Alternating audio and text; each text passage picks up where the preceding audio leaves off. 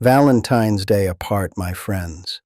The Duke in the freezing cold of Vancouver, the Duchess basking in the Montecito sun. Is this the modern royal romance we were promised? Or are we witnessing the first public cracks in the facade of the Sussex brand? While Harry closed his games alone, and Meghan posted a frantic reminder of their love online, the Prince and Princess of Wales quietly showed the world what true stability looks like without saying a single word. Good evening, and thank you for joining me for this discussion. It has been a fascinating week for royal watchers, hasn't it?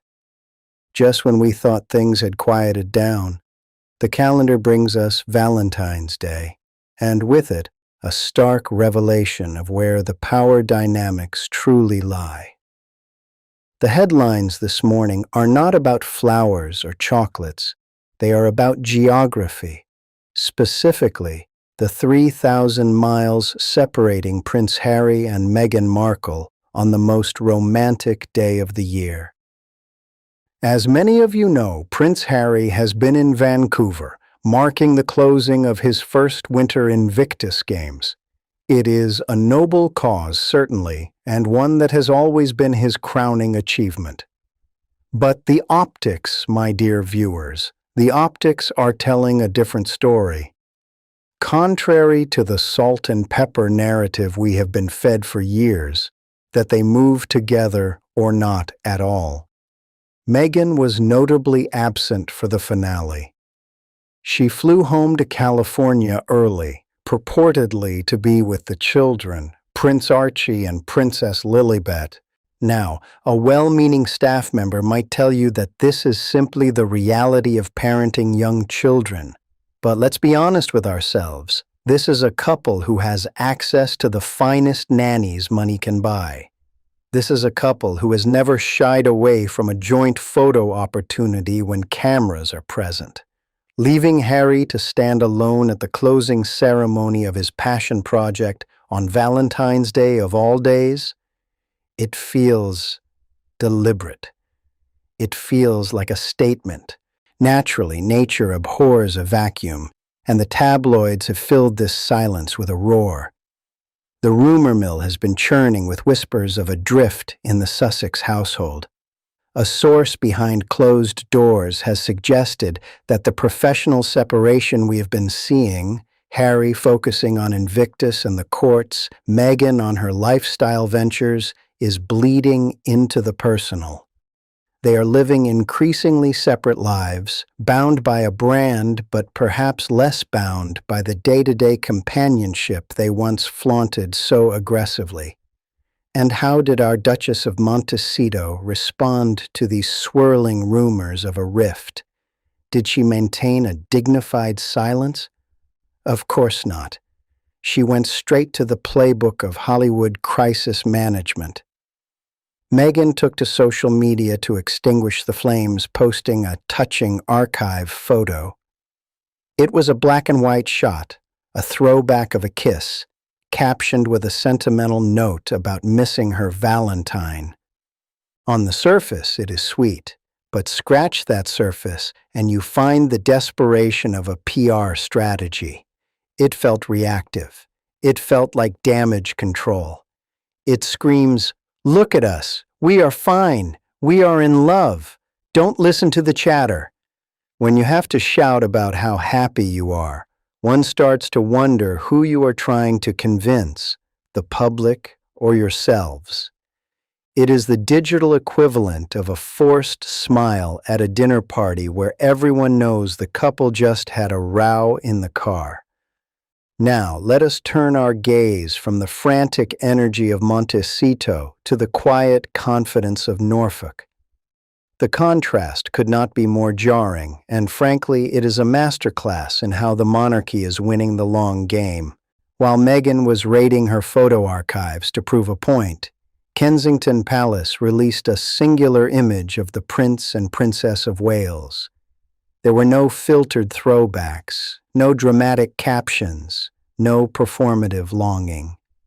It was a simple, understated photograph of William and Catherine taken during a walk in Norfolk. The image captures what the fashion critics are calling quiet luxury, but I prefer to call it earned stability. They are dressed casually, William in a flat cap and field jacket, Catherine in rugged, practical country wear. They aren't looking at the camera, they are looking at the horizon, comfortable in each other's silence. There is no desperate clutching of hands, no theatrical gazing into eyes. It is the body language of a couple who have weathered storms, raised a future king, and come out the other side unbreakable. A well-placed source close to palace circles tells me that the timing and tone of this photo were meticulously planned. It was designed to show business as usual, but with a warmth that has been missing in recent years. It is a visual signal that the monarchy has not only survived the crisis year of health scares and familial mudslinging, but has emerged steadfast. The internet, as you can imagine, picked up on this immediately.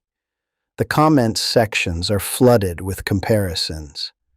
On one side, you have the Hollywood drama of the Sussexes, separate continents, archive photos, and an air of chaotic maintenance. On the other, you have the Norfolk calm of the Waleses, grounded, present, and effortlessly regal. It is interesting, isn't it? Meghan and Harry spent years telling us they wanted privacy, yet their version of privacy seems to require constant public validation. They want to be the global power couple, yet they spent the day of love apart, relying on Instagram to bridge the gap. Meanwhile, William and Catherine, who live their lives in the glare of the constitutional spotlight, manage to convey more intimacy in one still image than 1,000 Netflix documentaries ever could. Conversely, the Waleses have embraced the power of less is more. They understand that in a world of noise, silence is the ultimate luxury. By not feeding the beast, by not reacting to every slight or rumor, they appear untouchable. That photo from Norfolk says, "We are here, we are together, and we don't need to prove anything to you." A longtime family acquaintance noted recently that the king is immensely proud of how William and Catherine have navigated the last 12 months. They have kept their heads down and their dignity up. And this photo? It is the victory lap. It is a subtle reminder that while others may chase engagement metrics and likes, the House of Windsor deals in legacy. So where does this leave us? It leaves us with a very clear picture of the future. The Sussexes are selling a soap opera, and like any soap opera, it requires constant drama, cliffhangers, and plot twists to keep the audience engaged. If the drama fades, if they are just a couple living apart doing different jobs, the audience loses interest. They need the speculation about the rift just as much as they need the rebuttal photo to fix it. It is a cycle of exhaustion. As we watch Harry finish his duties in the cold Canadian winter, one has to wonder if he looks across the ocean, not just to California, but to the life he left behind in Britain, and feels a pang of recognition. He traded the quiet dignity of Norfolk for the hustle of Hollywood. And as the likes roll in on Meghan's archive photo, he might be asking himself the question we are all thinking: was it worth it? I will leave you with that thought tonight. The difference between telling the world you are happy and simply being happy has never been more stark. Thank you for watching. I would be very interested to read your thoughts in the comments below.